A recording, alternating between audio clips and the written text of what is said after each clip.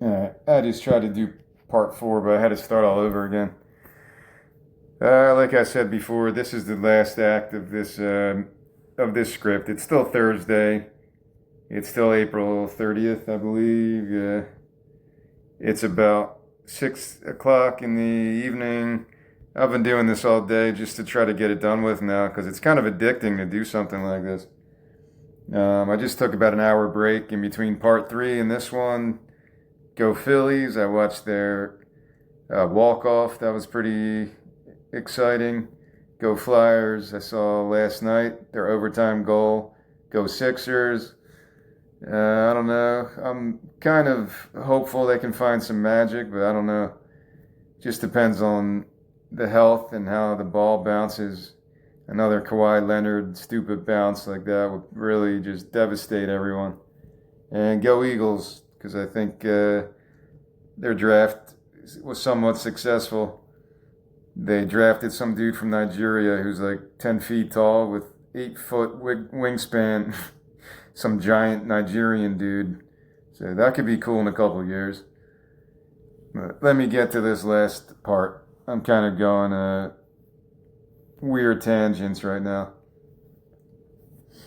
I just wanted to finish it. I feel like I can't rest until I finish this. I am kind of restless right now because I'm waiting to get a job and move to the West Coast. Either Arizona, California, New Mexico, Texas. I'm attracted to the Southwest, and that's where I'm headed as soon as I get a job.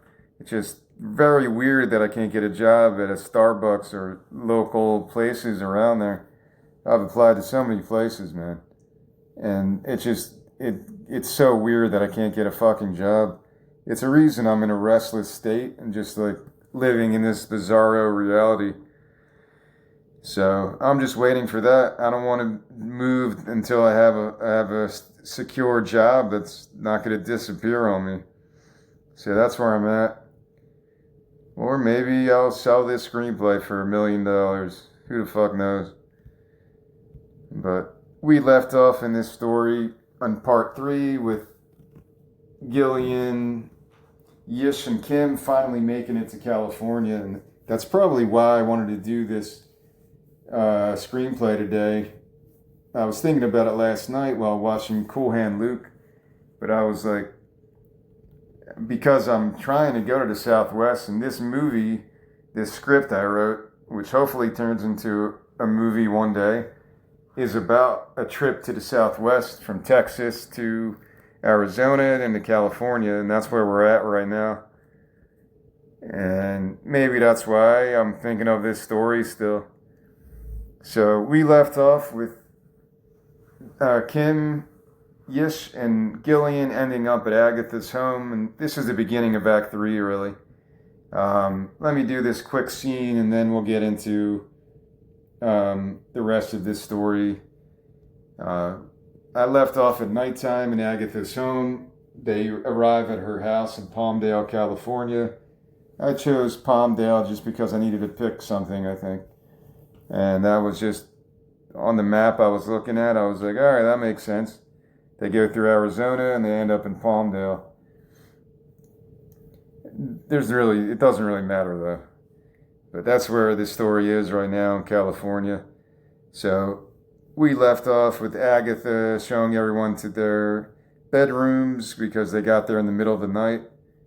And maybe that's a bit of a symbolic thing, like they get to her house and instantly go to sleep. And we're in Kim's bedroom for this scene here. Agatha's home. Kim is resting in bed, surrounded by darkness. Kim, I don't think I'm going to survive here. Yish is resting uncomfortably in the little sleeping bag on the floor. Yish, it's going to be fine. Just go to sleep. Kim stares into the void. So I should have ended part 3 with that, but I didn't realize there was another mini scene there. So now it's the next day in the morning. We are in Agatha's backyard, outside, as early morning sunlight shines on Agatha and Gillian as they drink tea in fancy teacups and they're seated at a perfectly organized patio table with a tray of fancy cookies on top. Agatha. Anyways, my mother always told me, never ever wish death on someone, no matter how badly your insides may be tempting you to do so. Gillian plays along. Gillian. Sounds like real good advice. Agatha. Good advice, sure, but I never knew why until I got older. She sips her tea like a member of the royal family, as she leans in very close to her. Agatha, menacing whispers. Wishing death on someone is giving that person a cheap out. Gillian grabs a cookie from the tray and takes a bite as Agatha backs off. Agatha. If you really want to best an enemy, you keep them alive. Torment them with mental strain, physical ailments, and minuscule daily stresses that will drive any person crazy over enough time. Agatha giggles and pats Gillian on the knee. Agatha. Then, when his or her life is in complete disarray, you swoop in and take whatever you want. That is the art of war. Oh, it's so great to have another woman to talk with. Gillian tries her best to keep a straight face. Gillian. Yeah, really great. Agatha. Young woman like yourself must learn certain acuities to survive. Gillian. I can take care of myself. Agatha. I know you can, sweetheart. Just remember that it's not survival of the fittest. It's survival of the most ruthless. Gillian. I always figured suburban life would be more peaceful than life in the city. Agatha. Doesn't matter where you rest your head. If you are meek in this world, you won't be inheriting anything. Kim and Yish walk outside. Yish. Good morning. Agatha. There's fresh coffee in the kitchen. I can make some more pancakes if you'd like. Yish. Coffee sounds great, thanks. Yish walks back inside.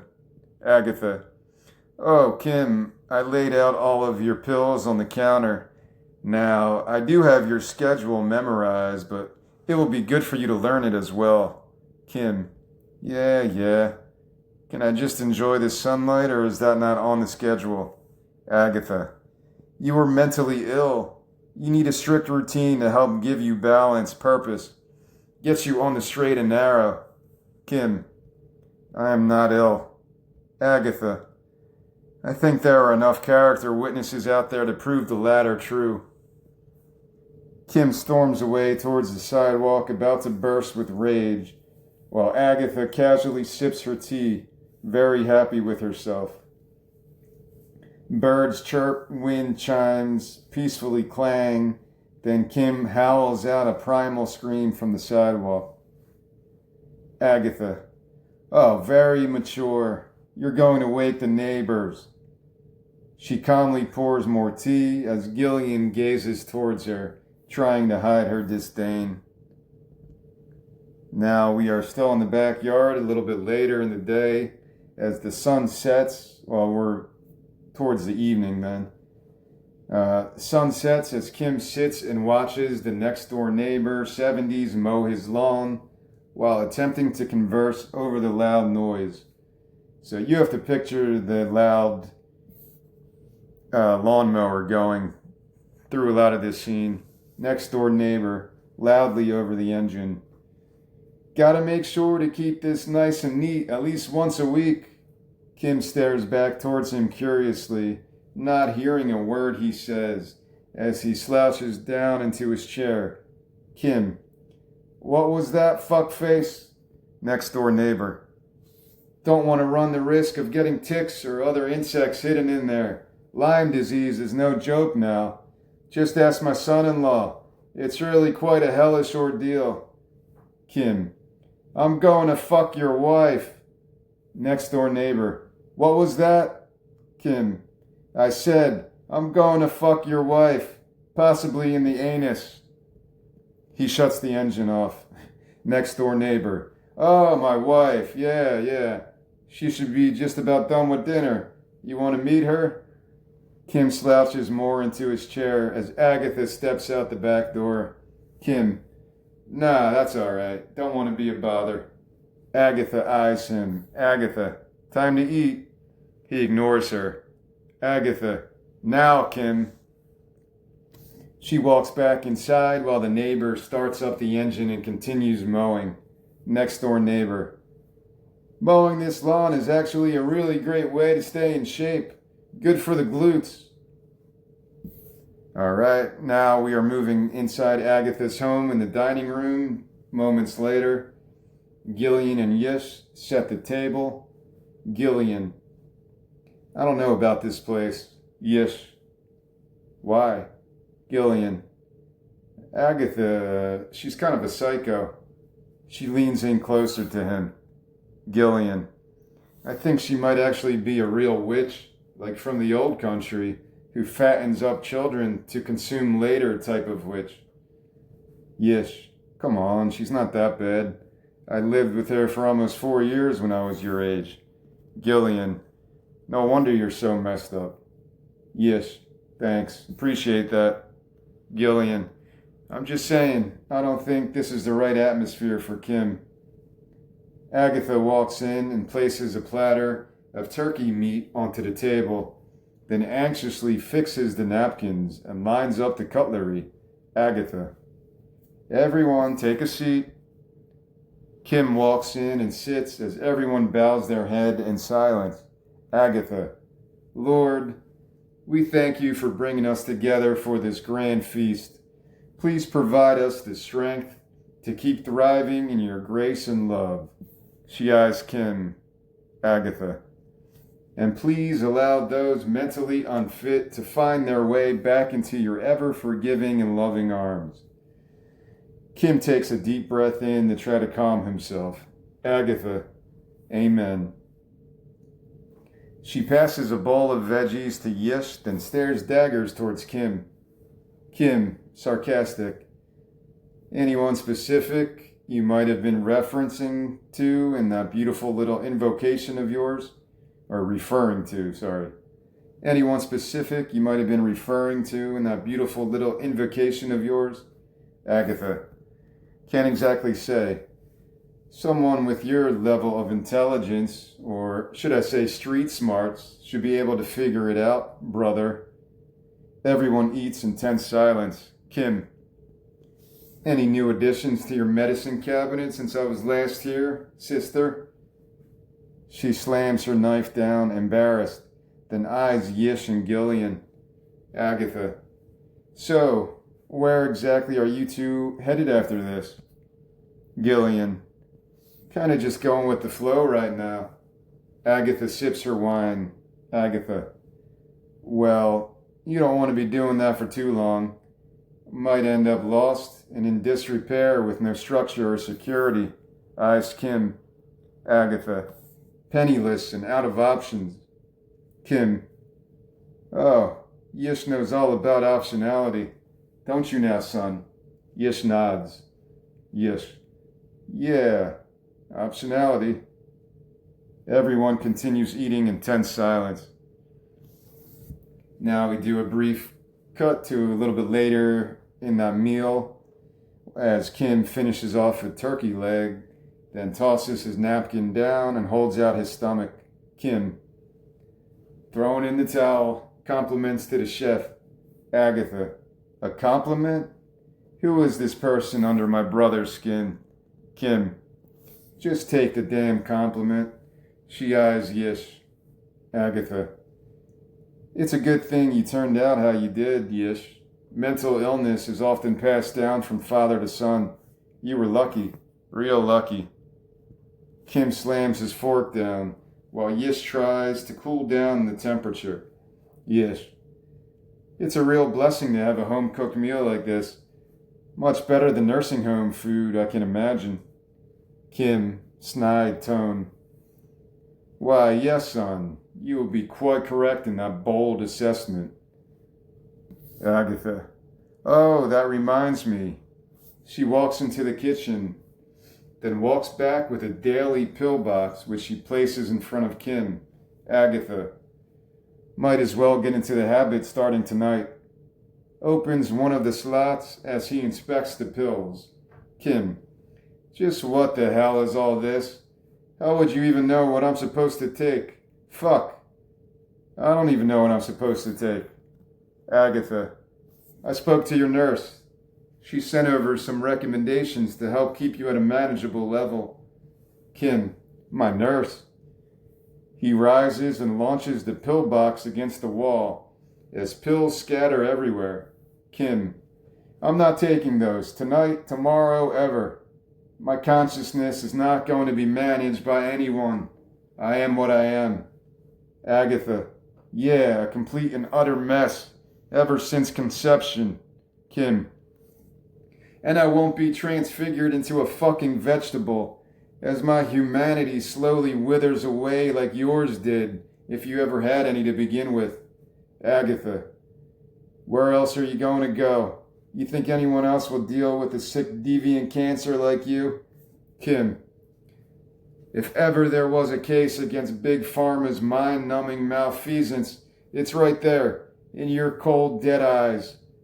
Agatha. This is exactly why you need to take your pills. Look at yourself. The nonsense spewing from your defected head. Kim. Well, if this level is unmanageable for you, then you can go stick those pills up your filthy, condescending cooch. He sits back down as Agatha slams both fists onto the table. Agatha.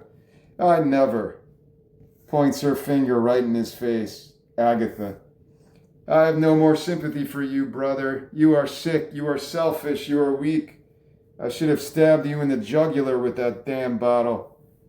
Picks up some pills off the floor and tries to stuff a few into his mouth while he rises and spits them out. Kim. Get the hell away from me, woman. Agatha. I'm only trying to help you. He pushes her away, sits back down, and rests his head and his hands down on the table, a man at the end of his rope, while she stands over him. Agatha. Where did they go wrong with you? Yish stands and tries to get Kim's attention. Yish. Dad. He doesn't respond. Yish. Dad. Kim, defeated. I know. There's no plan B. Just mash the pills up and put it in my food. I'll eventually forget you're even doing it.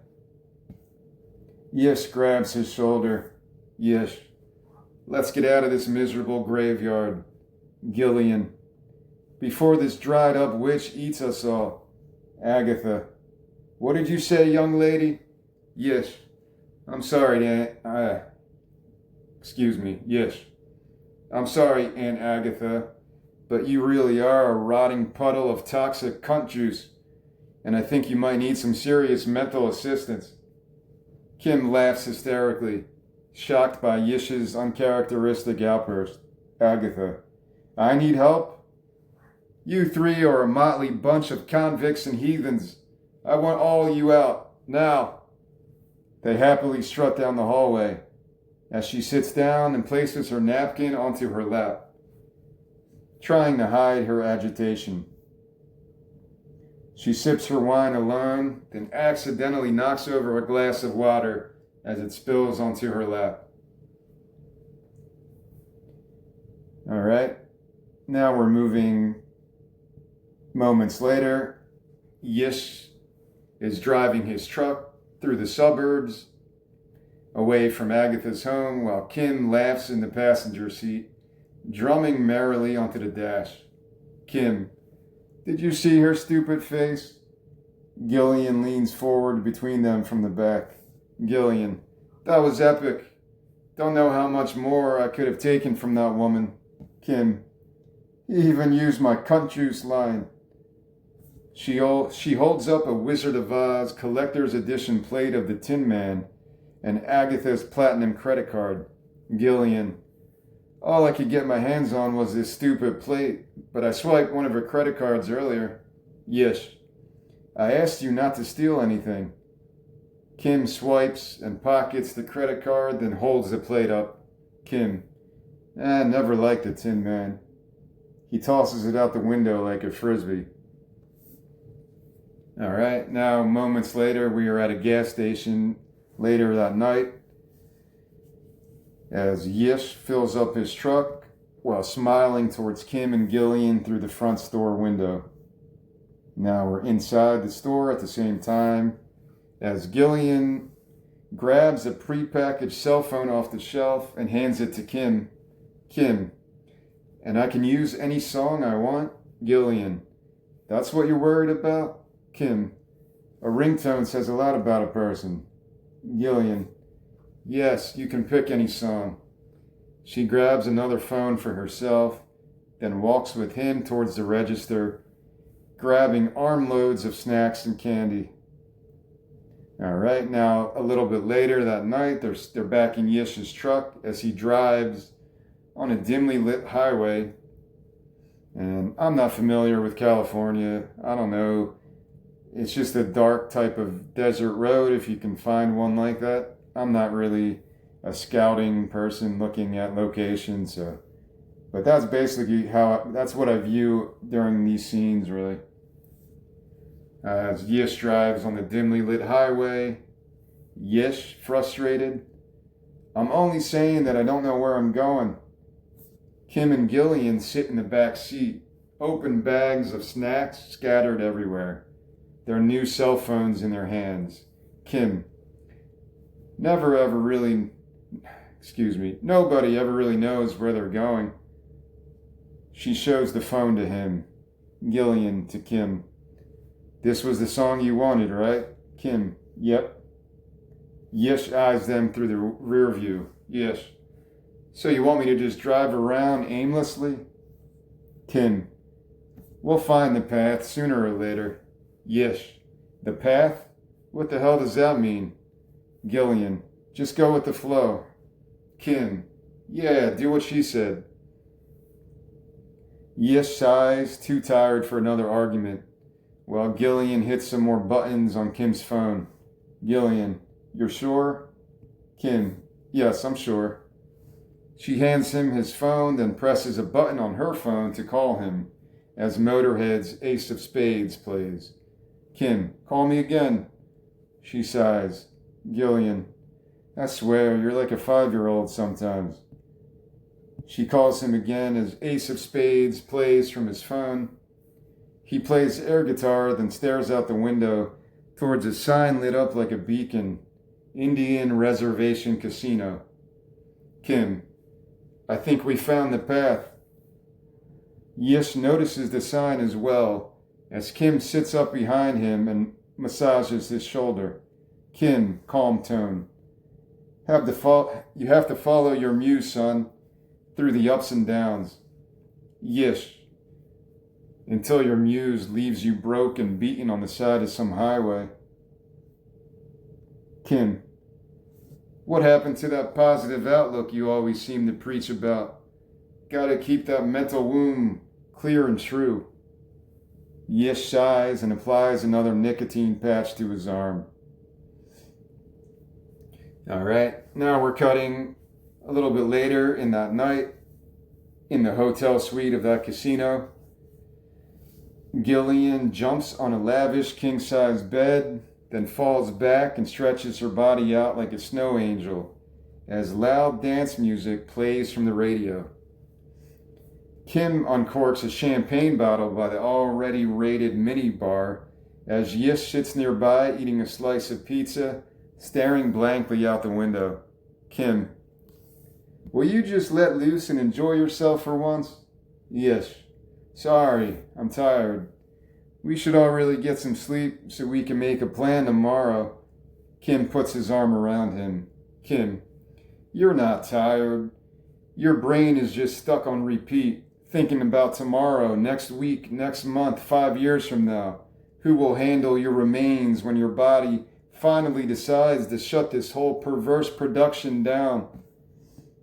He drinks more champagne, then passes the bottle to Yish, who takes a quick sip, then gets into bed and throws the sheets over his head. Yish, from under the sheets. I can't stomach any more of your sermons. Kim and Gillian jump onto Yish's bed and pillow fight. Kim: got to live in the present, son. It's the only time we really get. He slams the pillow onto Yish's ass, covered by the sheets. Kim: how's that for some life coaching? Yish groans from underneath the sheets as Kim and Gillian dance and pillow fight around him. All right, now we're just doing a time cut to a little bit later that night in that same hotel suite in the casino. Kim grabs his phone off a nightstand, then moves a blanket over Gillian, tucks her in, and removes her headphones from her ears. He then walks to Yish's bed and watches him sleep, then kisses his forehead and walks out. So it's almost like a repeat of the first scene when he kisses the baby Yish on the forehead. Now we are following Kim as he goes to the casino floor towards the ATM a little bit later. And he inserts Agatha's credit card into the ATM, types in 1234 and chuckles to himself when the code is actually accepted. He clicks on $500, grabs the cash, and walks away whistling the melody to Somewhere Over the Rainbow. Moments later, Kim is at the roulette part of the casino, and he walks up to an empty roulette table, hands the cash to the young female dealer. Kim: nickels, please. She smiles kindly and prepares his chips. Young female roulette dealer: any color preference? Kim: you pick it. She hands him gold-colored chips while he studies the board, hesitant to place any bets as she spins the wheel gently. Young female roulette dealer: need more time, sir? Kim: sorry. First spin is always the most crucial. Sets the mood for the rest of the night. He spreads the chips onto random numbers, then pauses, rethinks his strategy, and picks them off the table. Kim: can I bet this all on one number? Young female roulette dealer: 500 is the limit for straight up. He carefully pushes all his chips onto black 20.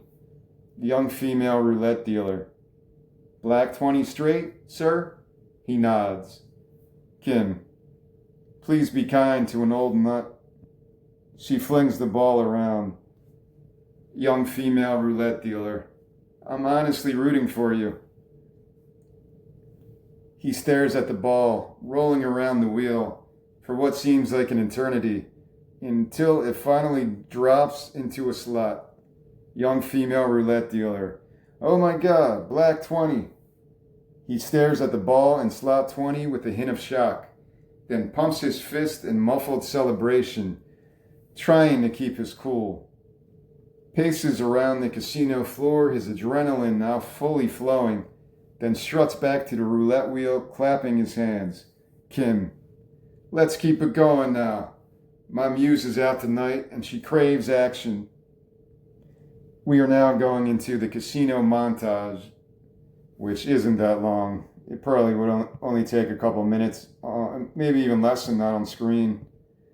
The first bit of it, Kim hits more numbers while playing roulette, gaining more and more confidence with every winning spin.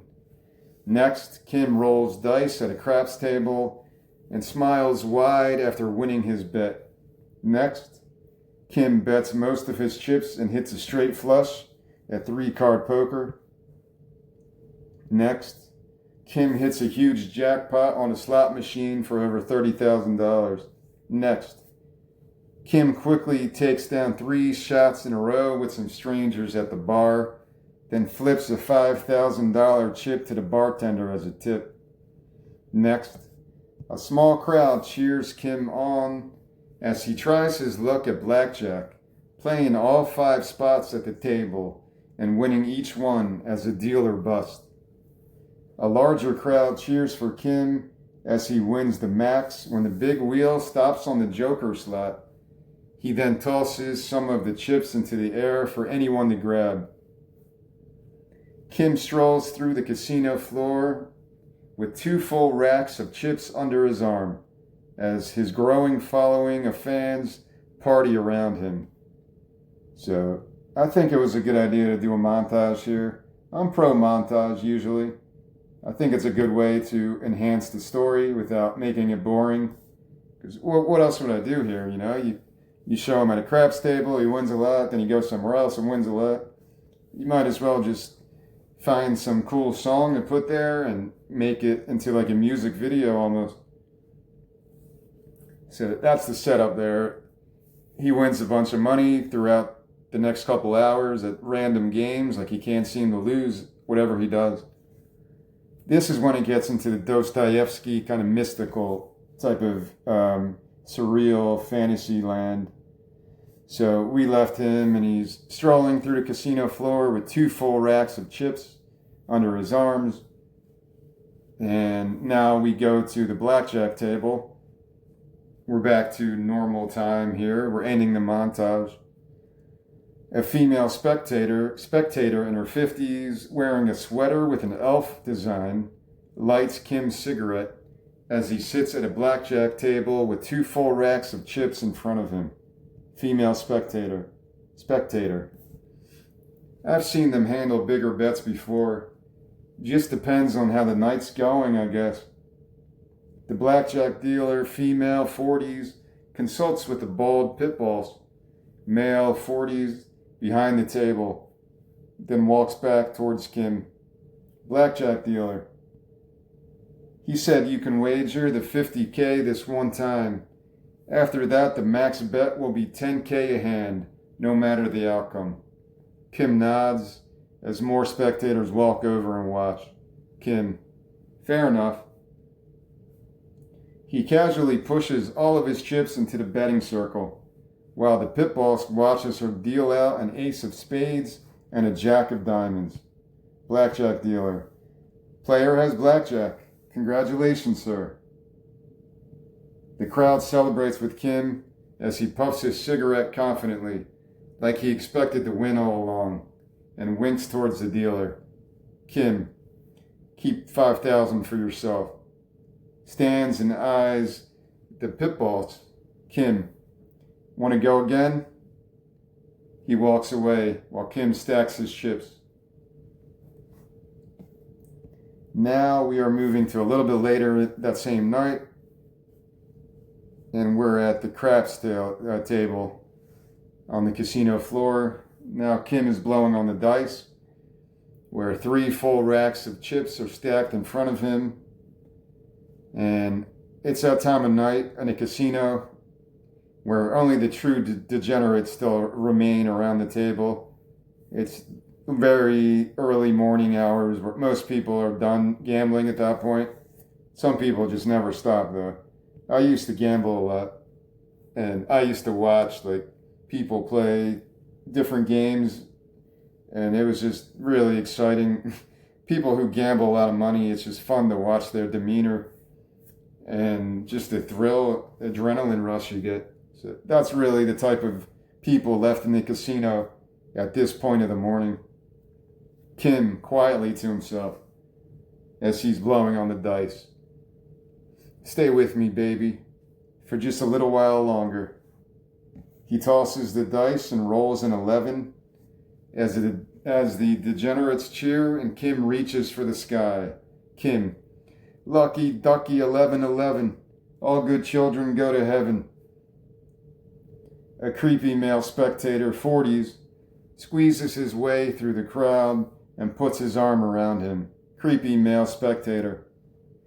You gotta be up around $500,000 there, buddy. Kim, waited 70 years for this, but I guess it's finally my night.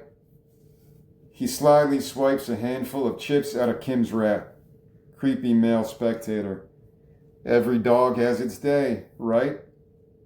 Stoic security guard, 40s, male, intimidating. Watches the theft from a distance, then whispers something to 2 guards nearby. The two guards approach the man and hold his arms back, while the stoic guard reaches into his pocket, pulls out some chips, and hands them back to Kim. Stoic security guard. Need to be more careful, sir. Kim watches them take the man away, then chases after the stoic guard. Kim. Hey! The stoic guard turns and Kim hands him $5,000 in chips. Kim. What are you doing for the rest of the night?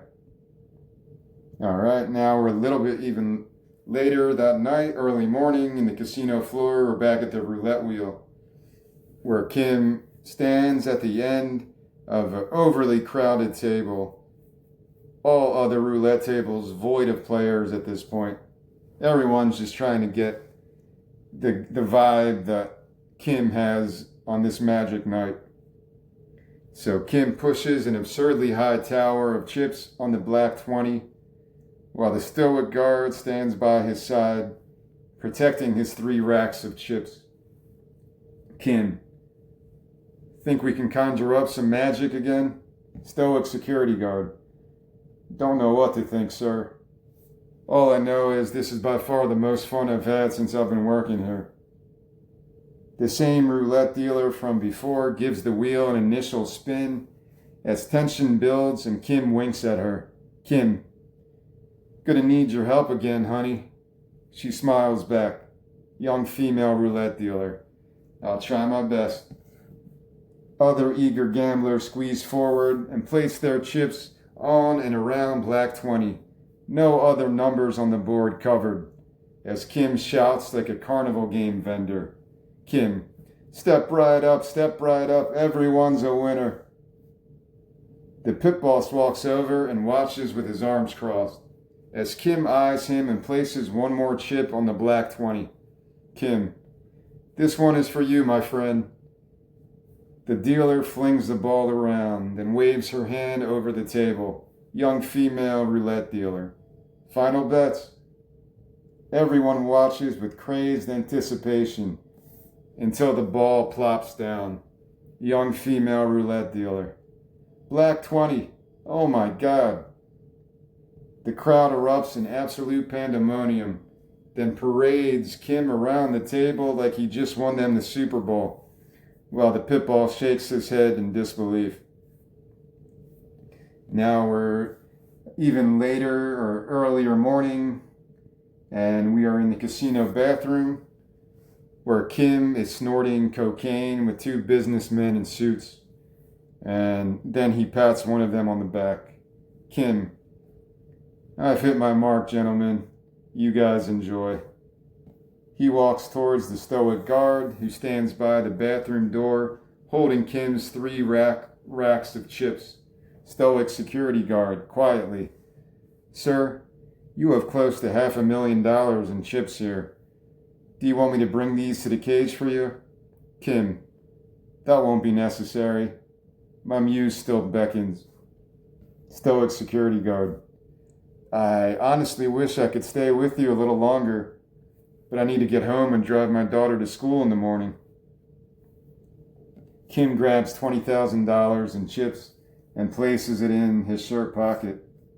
Kim. Buy your daughter something nice. Grabs the racks and walks out, while the stoic guard lifts the chips out from his pocket and grins wide. Stoic security guard. Crazy old fuck. Godspeed. Now we are in the casino lobby. I wrote day here because the sun's out now. It was probably like, I don't know, 5 in the morning at this point, 6 in the morning. The sun's starting to shine a little bit. So Kim stumbles towards the front lobby of the casino now, passing slot machines with elf designs on the exterior, as he casually carries $500,000 in chips in his 3 racks, along with an open bottle of champagne. This is kind of continuous.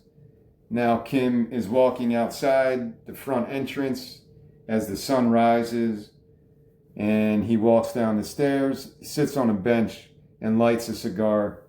$500,000 in chips just sitting on his lap. He drinks from the champagne bottle and stares at the early morning light. Kim quietly to himself. Back to the source. Now we are going to flashback number 10. I think this is the final flashback. I'll just mention really quickly, to have non-linear story, I think it works with what I came up with, because you don't really need to know too much detail about when exactly these flashbacks took place or who's having these flashbacks. It's just a method of storytelling that I like. I don't use all the time, but for a story like this, it works. This is flashback number 10. It's in Kim's home, in his basement again, where Yish is 5 years old and Kim is in his 40s. And Yish, the 5-year-old version of Yish, he crouches over a toy roulette wheel, the same one that Kim kept on him even when he was in a nursing home, that toy roulette wheel. And Yish is in his pajamas as Kim in his 40s kneels by his side. Kim, one last spin, then it's bedtime, all right? Yish, all right, Daddy. Kim, what number this time? Yish, I want 20. Kim, you always pick 20. Yish, 20, 20, 20. Kim, all right, don't start a damn riot. Kim spins the toy wheel, then flings the ball around. Kim, come on, Black, 20. They watch the wheel spin, both mesmerized, as the ball plops down on the Black 20. Kim, Black 20, you won, Yish. He lifts him up and flies him around the room like an airplane, as they celebrate, happy as can be. And that's a very short flashback. That's the end of flashback number 10. Now we are later in the morning in the casino, back in the hotel. Yish wakes up, opens the blinds, stretches his arms by the window as the early morning sun shines on him. He eyes Gillian, who rises out of her bed and yawns. Yish, want to order breakfast? Gillian, sure. Yish, pancakes? She turns the TV on and channel surfs. Gillian, chocolate chip. He dials room service as she scans the room. Gillian, where's Kim? All right, that's a hard cut to now we are moments later. Gillian and Yish are walking the casino floor by roulette tables, blackjack tables, slot machines, as she presses a button on her phone. Gillian, no answer. She presses the button again as they walk towards the lobby. All right, now we are exterior, outside the casino front entrance, a little bit later, or moments later. Gillian and Yish walk towards the parking lot as she presses a button on her phone. Gillian, nothing. Yish, keep trying. She hits the button and Ace of Spades plays in the distance. They eye each other with concern and walk towards the music. Now we are deeper in the parking lot of the casino. Moments later, Yish and Gillian walk by rows of vehicles. She presses a button on her phone and Ace of Spades plays loudly. They run towards the music and find Kim's body on the asphalt up against Yish's truck, champagne by his side. Gillian, oh my God, is he? Yish's eyes water as he checks Kim's pulse, then shuts his eyes, inadvertently causing his body to topple over, revealing 3 racks full of casino chips hidden behind him. As he and Gillian stare towards Kim's body in stunned silence, we drift high above, while the early morning sunlight illuminates the parking lot. That's the end. As Motorhead, Ace of Spades, would really come in now, hardcore. Before, up until then, the Ace of Spades has only been played on the phone speakers, but now it would be loud as fuck. Inside the movie theater, it would just go Dun, dun, dun, dun, dun, dun, dun, dun, dun, dun, dun. The intro of Ace of Spades is one of the best ever in any type of genre. I'm not the biggest Motorhead fan, but Ace of Spades is just undeniable. It's such a high energy banger. That's the story. Like that's the whole story. When I first wrote this, first it was only going to be 60 pages, then it was like 130 pages. And then I cut it down again because I wanted to end it on this type of experience where throughout this entire story Kim has been thinking about how to end his life, morbid ways to do so, whether he really meant it or if he was just desperate for some kind of meaning in his life, or he just wanted to leave his son something. Maybe he had that on his mind, maybe he didn't have anything on his mind. He didn't know his entire life has just been a crazy ride, which you kind of see throughout this story, but not to a crazy degree. You see his involvement with biker gangs and drugs and other type of shit, gambling, and just overall just an outcast type of lifestyle. That was how he spent his 70 years on Earth. So that's how he died. How did he end up winning $500,000 or whatever it was, more than that, in one night from his sister's stolen credit card? $500 he somehow turned into $500,000. You probably hear crazy gambling stories, but I don't know if a story like that exists, which is why I compared this to like a Dostoevsky type of fantasy where it doesn't have to make sense because it's just an existential experiment in some degree. So I had a lot of symbolism with the elves. Some people might think, oh, he really died when he took the mushrooms. He's now in heaven with the elves, but that's not what I'm going for. You can think that. That's kind of cool too, though. If you want to think the ending's like that, go for it. But I never really thought of that. I just wanted to make a cool ending. Originally, my first version of this story had no Gillian in it. It was just father and son on this road trip. And it was a totally different experience where I had it in a different setting. So Kim goes to gamble by himself at the end of the story, but instead of just dying like that, he freezes to death before he can get back to the hotel or whatever. And for some reason it was like they stayed at a motel that was like a couple miles away from the casino. But I thought that was a little bit too dark or something. I don't know, I changed it.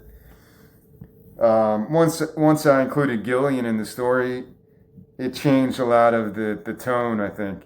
Maybe it was darker in the beginning where I actually had the same ending.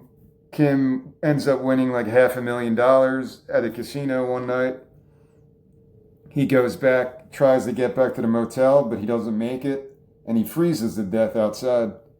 And then Kim finds him the next morning and still gets all the chips.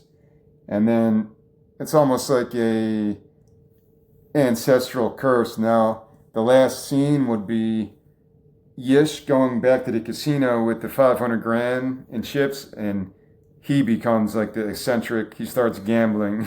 He goes to the roulette wheel, and the last shot would just be the wheel spinning.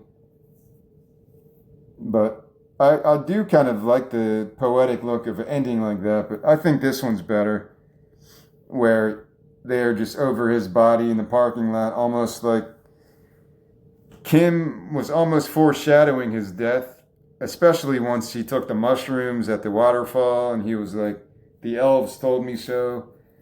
It was a lot of symbolism that I grew from that moment to put into the third act. And hopefully I did that somewhat subtly or effectively at least.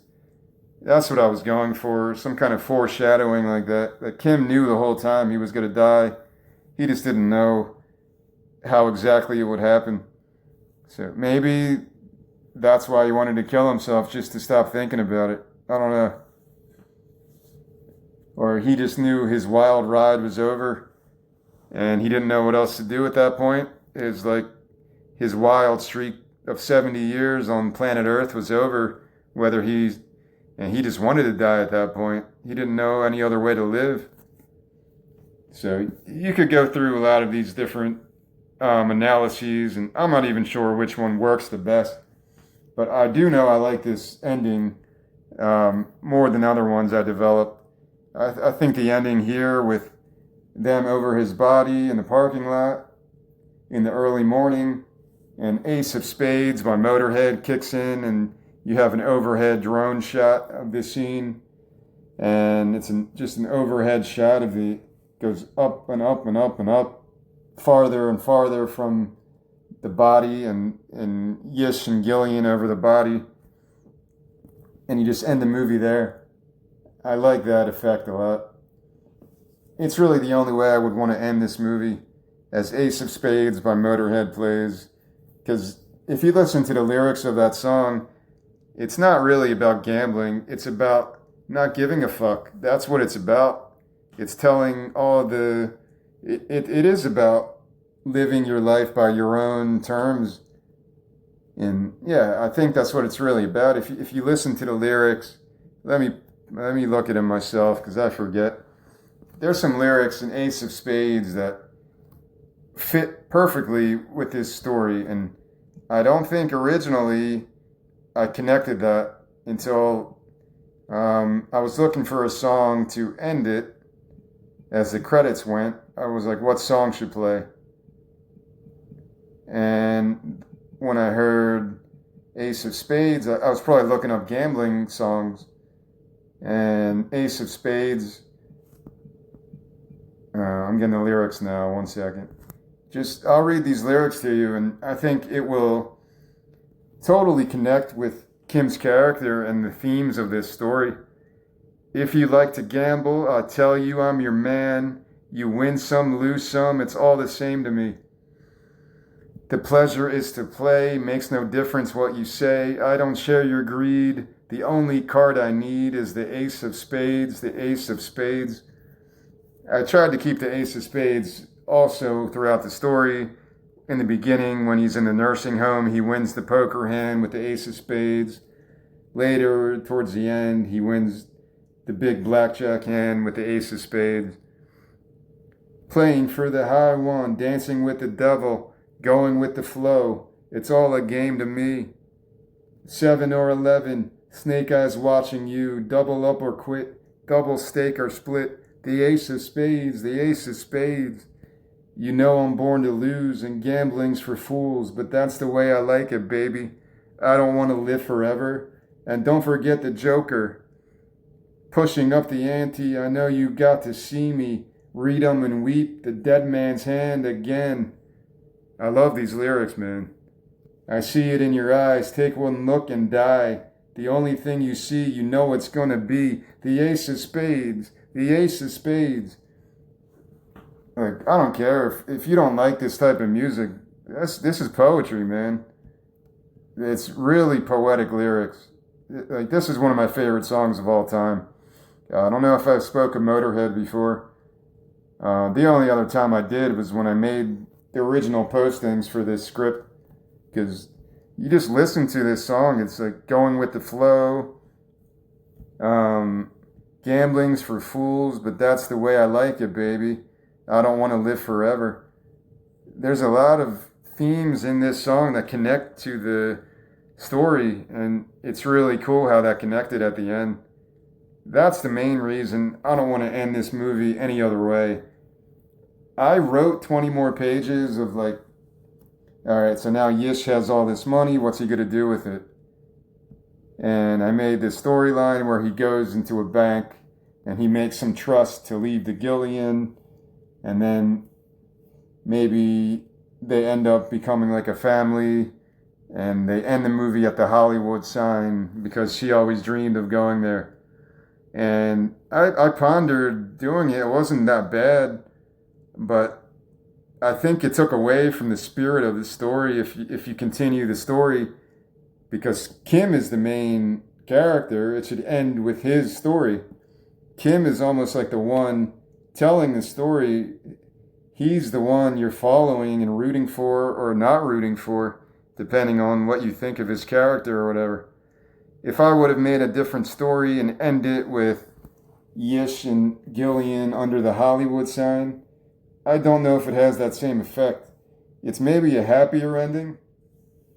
Now, Gillian found the family, Yish found the family, and they're almost like mirror images of themselves. And they could, um, you know, go through different levels of that father-daughter relationship. It's kind of interesting. I don't know if that has the same effect, though. To me, it doesn't. I don't hate it because I did put some stuff in the story about the Hollywood sign, and maybe there's Gillian. She wants to be an artist of some kind. And it's kind of a happier ending if she's able to at least symbolically realize her dream. And she's only 14. She's got her whole life ahead of her. But the more I started writing that, something just kept telling me to stop and go back and delete all that stuff. So I deleted about 15 additional pages and just ended it with that parking lot scene. And I'm very happy that I did that. I think it's more impactful. And to me, it's still a happy ending. Like, he went out like a crazy night that would never happen in real life, right? If this movie ever got made, maybe there's similar stories of people going in a casino, putting a penny into a slot and winning like $1 million.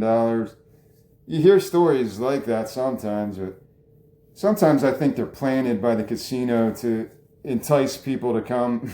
That's my own cynicism. Like, what better advertising can you do for a casino? Be like, oh, you hear about that woman? She went into a casino waiting for her bus. She put a quarter in a machine and she won $50,000. Like, sometimes I think it's a plant. It's a story that's spread by the casino because they want to attract people to go and gamble, because people will hear that story and be like, hey, why not me? Why not us? Let's go gamble our mortgage and try to be like that lady. So I'm cynical about casinos because it's so much fraud and corruption with it. Just like the lottery, just like anything else. But that's besides the point. What else do I really want to talk about to end this? Well, the reason this is my favorite story is because it's a simple story. Two people, father and son, riding across the country.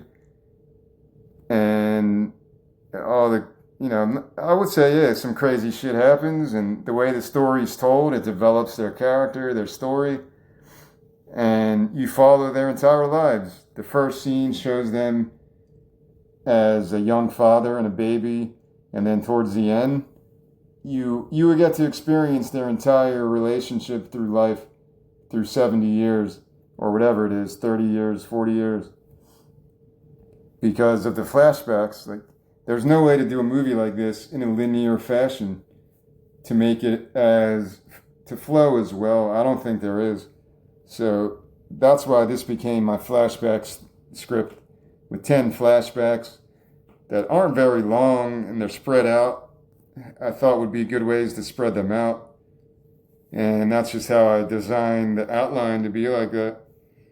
First, I was trying to get all technical and like I would color code the flashbacks. So in this one, Yish is in his teenage years, so it's green. And then the ones where Yish is 5 years old, it would be red. And then I just gave up on that. I'm like, I don't think it's really going to be that beneficial to color code stuff. So, but yeah, the outline of this one was probably the craziest because I don't love doing flashbacks. I really don't. Non-linear stories are cool. Like sometimes they get too crazy, like Memento or something, or Pulp Fiction even. I'm not the biggest fan of Pulp Fiction. Like I'm not a Pulp Fiction like is the greatest movie ever type of person. I prefer Jackie Brown. I preferred Django. Reservoir Dogs is awesome. They're kind of even. But I never get the urge to watch Pulp Fiction like other people do. Maybe I'm missing something. I don't know. But yeah, I would put Jackie Brown if I'm just talking about Tarantino stuff right now. I put Jackie Brown like his best movie. I think. I just think it's the most well made, well acted, everything. It's just such a good movie. Likable characters, and I just like movies that portray the everyman or every woman. Pam Grier and the bail bondsman guy. I forget his name. Forrester, maybe. But yeah, I don't know. What else do I want to talk about? Uh, there is some symbolism throughout this story that I kind of already talked about, though. The elves all over the casino, um, kind of foreshadowing his death in the beginning at the poker game with the other seniors, and the guy's like, I hope you rot in the desert, almost like he's cursing him. And that's kind of how it ends up. And again, these characters are totally fictional. Maybe there's a little bit of me in all of them, but I think everyone can relate to eccentric people on the left and right of the spectrum. I feel like people would leave the theater and be like, wow, that character reminds me. I already said that, yeah, but I think that's cool to have that relatability like that, where you know people like these characters. This can be a real story. Maybe not so much winning 500 grand off of $500, but I'm sure there's similar moments of crazy gambling streaks. I used to go to Borgata, and one time I heard a story. Someone was at the craps table for like 8 hours, or some crazy shit like that. So you hear crazy gambling stories all the time, good and bad. And this process was pretty cool. I don't know why I had to do this in a manic fashion, do it all together in one day, but that's just how it happened. I wouldn't have been able to sleep unless I finished this off, because it got kind of addicting to read it out loud. But maybe I'll go about this in a more reasonable fashion with some of the other scripts I do. But it was cool to go through this again. It's been maybe a year since I really read through the whole thing. I noticed a couple typos that I missed, and maybe just one or two.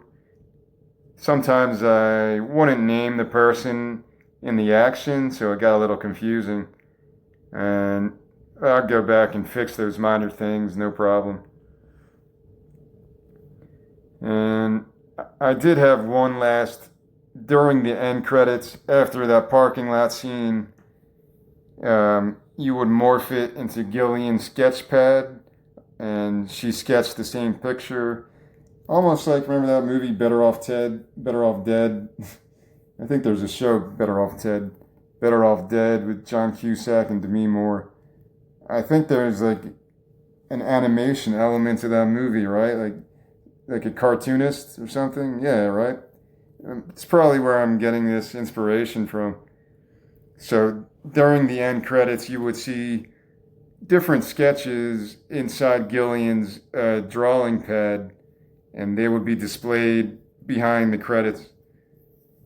The first one would be the parking lot scene, and then Gillian, Kim, and Yish in the country field with the scarecrow in the background, then Kim eating a burger, then Gillian sitting on top of Kim's shoulders in the waterfall pool, then Agatha sitting alone at the dining room table with water spilled on her.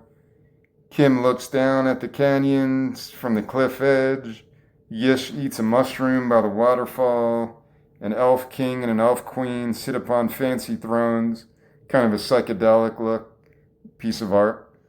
Gillian and Kim jump on the bed while Yish hides under the covers. Yish's truck drives on a scenic desert road with canyons all around. And then the last one, Gillian, Yish, and Kim walk down a yellow brick road towards the sunset. So one final nod to the Wizard of Oz. And, well, even Agatha was the Wicked Witch of the West, and she gets water spilled on her. That's another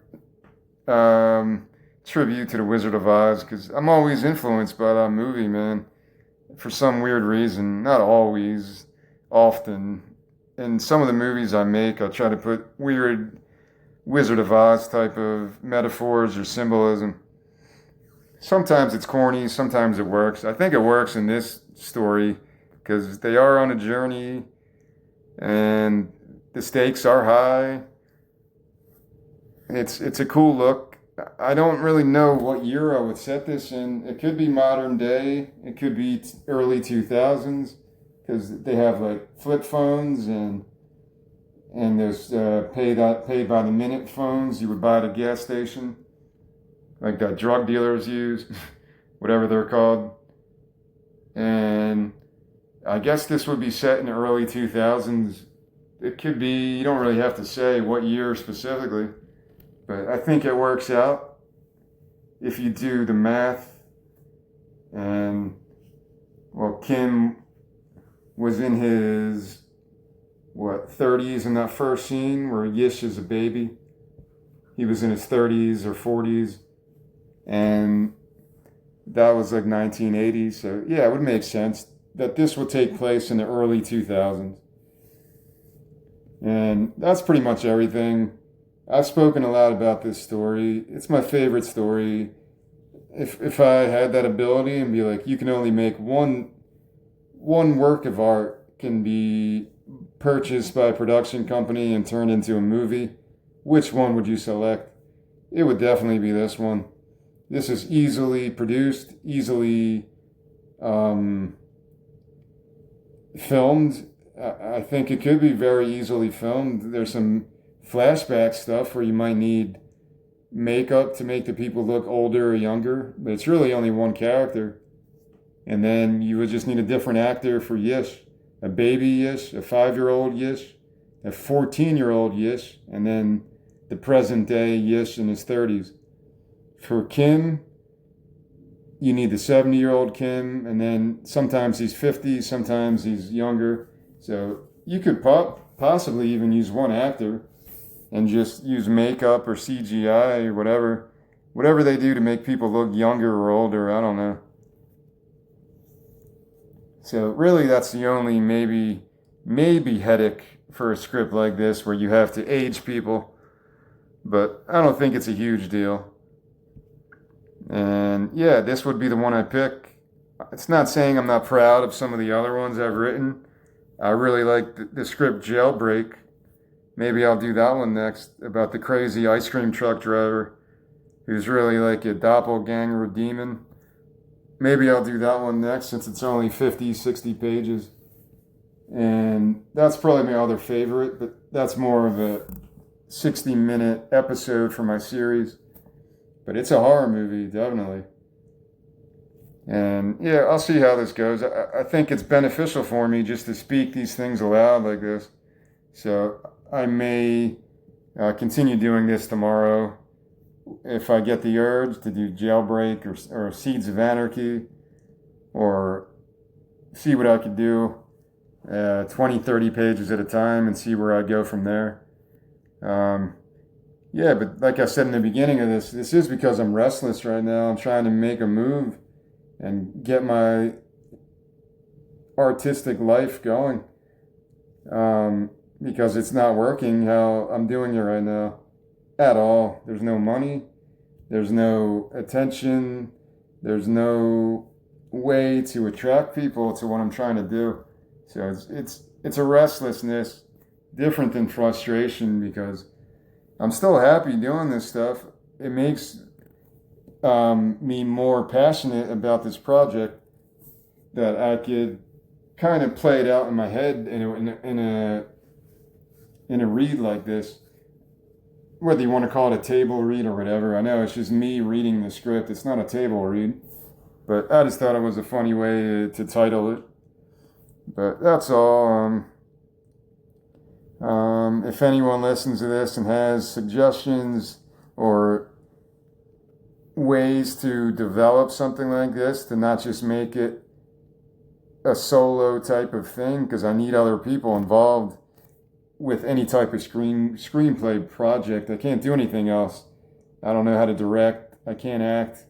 I don't know how to do any of this other stuff. I just write the stories. So yeah, I'm at that impasse, and I need other people to guide me to actually make this financially viable. And because I want to see this one day, I want to actually see this story on the screen. Like that would be very cool. Very cool. I thought about writing this as a short story and seeing how that develops, but I don't think I have that in me to. I have written in the past some short stories and stuff, but I'd rather write screenplays because I feel like I have that skill. I'm better at outlining stuff in screenplay mode and forming pictures like that.